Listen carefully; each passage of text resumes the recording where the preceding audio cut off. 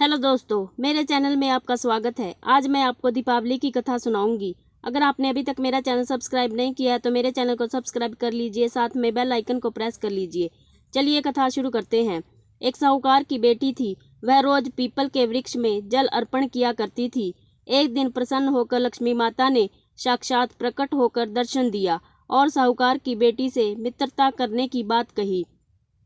साहूकार की बेटी ने मित्रता से पूर्व अपने पिता से अनुमति लेने की बात कही। साहूकार की बेटी घर आती है और सारी घटना का वृत्तांत कह सुनाती है। साहूकार अपनी बेटी से कहते हैं, यदि तुम्हारी मित्र स्वयं लक्ष्मी माता बने तो इससे उत्तम और कुछ नहीं। अगले दिन साहूकार की बेटी पीपल को जल अर्पण कर लक्ष्मी माता के साथ मित्र बन जाती है। लक्ष्मी माता एक दिन साहूकार की बेटी को अपने घर भोजन पर आमंत्रित करती है।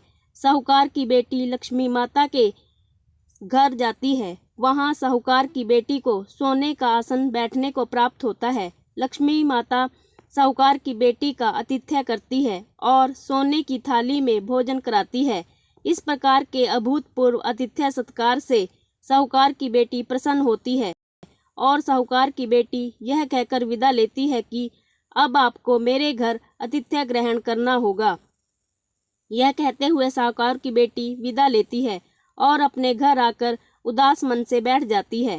पिता ने कारण जानना चाहा तो साहूकार की बेटी आतिथ्य सत्कार के पूरे दृश्य को पिता के सामने रख देती है और वह कहती है कि मैं माता लक्ष्मी को कैसे निमंत्रण दूं, उनका कैसे आवभक्त करें।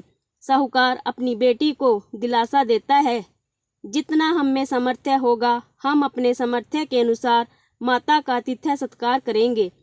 अगले दिन एक चील 9 लखा हार लेकर उड़ा जा रहा था। अचानक उसकी चोंच से वह 9 लखा हार छूट जाता है और साहूकार की बेटी के पास आ गिरता है। वह हार साहूकार की बेटी को मिलता है। उसकी प्रसन्नता का ठिकाना नहीं रहता। साहूकार की बेटी उस 9 लखा हार को बेचकर माता लक्ष्मी के आतिथ्य सत्कार की तैयारी करती है। माता लक्ष्मी तथा गणेश को अपने घर निमंत्रण देती है। निमंत्रण पाकर माता लक्ष्मी गणेश जी के साथ साहूकार के यहाँ जाने के लिए निकलते हैं। आगे आगे गणेश जी, पीछे माँ लक्ष्मी साहूकार के घर प्रवेश करते हैं। साहूकार व उसकी पुत्री दोनों अतिथि का हृदय से स्वागत करते हैं। उन्हें बैठने के लिए आसन दिया जाता है। वह दोनों आसन पर विराजमान होते हैं और साहूकार की बेटी द्वारा बनाए गए व्यंजन का भोग गणेश जी और लक्ष्मी जी को लगाते हैं। जब लक्ष्मी और गणेश जी अतिथि सत्कार ग्रहण कर विदा मांगते हैं तो साहूकार की बेटी यह कहते हुए उन्हें रोकती है कि मैं अभी बाहर जा रही हूँ, वहाँ से आऊँगी तब आप हमारे घर से विदा लेना। इतना कहकर साहूकार की बेटी बाहर चली जाती है। फिर वह लौटकर घर नहीं आती। लक्ष्मी और गणेश जी साहूकार के घर सदैव के लिए निवास करते हैं। वीडियो अच्छी लगे तो वीडियो को लाइक कर दीजिए, शेयर कर दीजिए। धन्यवाद।